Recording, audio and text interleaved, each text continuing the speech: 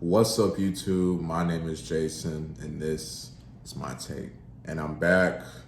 It's been a little while, took a couple weeks off, but I'm back, I'm here, and we're gonna start this week off with a review of the new Post Malone album, 12 Carat Toothache. Listen, man, we know Post Malone, one of the biggest artists, not just in hip hop, but in all of music. And I feel like his standing when it comes to hip hop has been one that's been a conversation over the last few years, given that he's not, I guess, a rapper, but his music is in the hip hop category.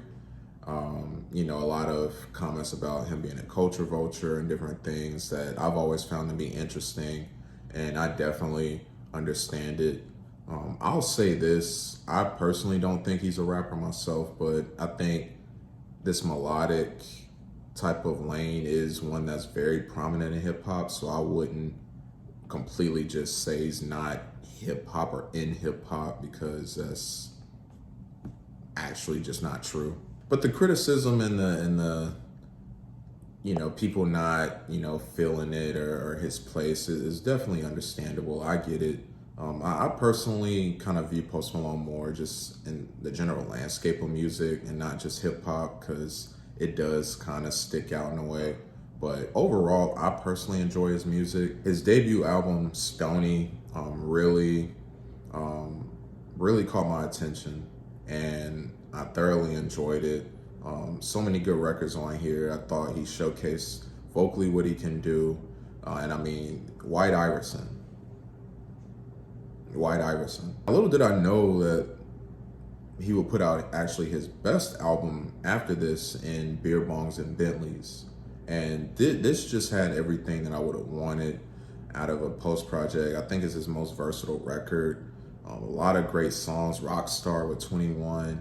Candy Paint is one of my favorites. Many great features on here, and it just flowed. Like, it just felt right. It felt like Post was very comfortable and in his zone. Following this, we have his most recent record, which is Hollywood's Bleeding. And I do feel like this was a bit of a step down from his last project, but I still overall enjoyed it. But I find that I come to it the least, or return to it the least, compared to the previous two. I will say this album felt like the most like pop of his records, in my opinion. A lot of different records on here showcase that. But still, overall, I just feel like Post hasn't really disappointed me yet as a listener when it comes to his projects. And so going into this new album over here, I just wanted another solid collection of tracks. Post just continuing to showcase his talent, and I definitely feel like I got that on here. I will say though, top to bottom, this might be like the most cohesive project I've heard from him. Not necessarily saying it's the best, but it just flowed the best in my opinion. And honestly, like, the more that I listen and I think about it, this felt like what I would have wanted Hollywood Bleeding to be, because Post definitely is doing a lot more singing over more acoustic, popular, and also alternative type production. And he was doing his thing on here. Like, I really didn't leave tracks like he could have done more there. There are probably like a couple of tracks that we'll talk about later that I just wanted more from him. But overall, like, Post like really put it all out there emotionally as he dives into some topics around depression, regret, infidelity, as well as a relationship with alcohol that we'll discuss later. But let's just dive into the highlights. This was a very solid album. The intro, Reputation, just set the tone for just how Post really brought it vocally and emotionally to these tracks. It's just a piano and Post, and honestly nothing else was needed from a production standpoint. And this opener, Post is just delivering lines about regret, the pitfalls of fame and the position that he's in, as well as just his failures and his shortcomings. Another highlight for me was the song Cooped Up featuring Roddy Ricch. Honestly, this was a pretty simple trap beat, but Post just elevates it with his vocals, especially on the hook. Like, that's still stuck in my head, and I love how he delivered on here. And Roddy, to me, was cool. Didn't underwhelm me, didn't go above and beyond, but he was a great addition to the track and did what he normally would do. I really enjoyed the track Lemon Tree, and Post is over an acoustic-led track And he's kind of just looking at the world around him and realizing that, like, maybe there's something missing. And more specifically, he speaks on seeing the happiness in others and seeing people just smiling and feeling good, and him just realizing that he feels the complete opposite in this stage in his life.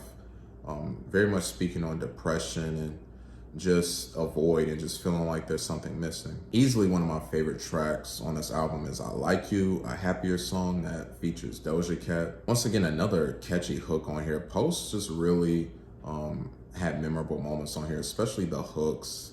And that's how you draw, you know, the listener in, that memorable hook. And Post did that on here. And the thing is, as soon as the song started, just hearing it and then seeing Doja Cat as a feature, I knew that this was the track for her and that she was gonna deliver. And, you know, it made me think about, I think it was Remy Ma or somebody recently on Drink Champs that, you know, said that Doja isn't a rapper, or like, you know, people saying she's not a real rapper. And I don't know what's wrong with y'all, because Doja can spit with the best of them, in my opinion. And she had a short refrain on here where she was rapping. It was a mixture of singing and rapping, but can we please stop sleeping on this woman and what she can do, you know, with the pen. She can rap, and I'm excited because she's, you know, spoken on her next album being produced by Ninth Wonder and someone else I can't remember. Drop that in the comment section. But Ninth Wonder is producing, y'all about to really see. Very, very interesting moment on this album was the track Love Hate Letter to Alcohol that features Fleet Foxes. Before we even get into the content of this, Fleet Foxes, amazing contribution to this track. The vocals were amazing, gave this track so much more character. And the title of this track tells you everything you need to know. Post is speaking on the love-hate relationship that he has with alcohol, from how alcohol has gotten him beaten up to just not feeling good, but also how, in a way, like it's how he deals with the pain, it's how he copes, and how alcohol is a friend to him at times. So just that dynamic and just how alcohol can be a very good thing for him, but also a very bad thing. And I thought him speaking on that was really interesting. And the production, I feel like, was perfect for what he was talking about. It felt very dark and cinematic. One of the biggest vocal standouts on this album from Post Malone, in my opinion, was the track Wasting Angels that features Kid LAROI. On this track, both of these guys are just reflecting on where they came from and just life before the fame. And, you know, just seeing how they got to this moment where they've reached unimaginable heights, which I thought was pretty cool. I also really enjoyed the choir, like the vocal choir section that was on the conclusion of this track. It was very spacey and it just felt really good. The song When I'm Alone had more of a rock feel to it, but that still is a highlight to me. This is a space that I feel like Post Malone is also like very comfortable in, and he sounds really good over rock type beats. On this song, Post is speaking on infidelity in a past relationship in which he cheated. And on this song, he's just reflecting, speaking on his regret, his shame, and also seems like he's hoping for another chance. But at the same time, Post isn't really like holding himself fully accountable, as he's questioning who's to blame. And it's like, well, you know, who knows? But, you know, you were the one who cheated. And finally, I got to speak on the song One Right Now that features The Weeknd, because this is a great combination as well. Honestly, this felt like a song that would have been on Dawn FM, The Weeknd's last project, as that it has a very strong synth pop feel to it. Man, it's a banger, man. Both of these artists shine on this track, and I really want to see these guys collab more in the future. This was one of the best tracks on the album. I felt like the chemistry was very much there. So I'm hoping that this is a sign of more to come between these two. There were a couple tracks on here that didn't do too much for me.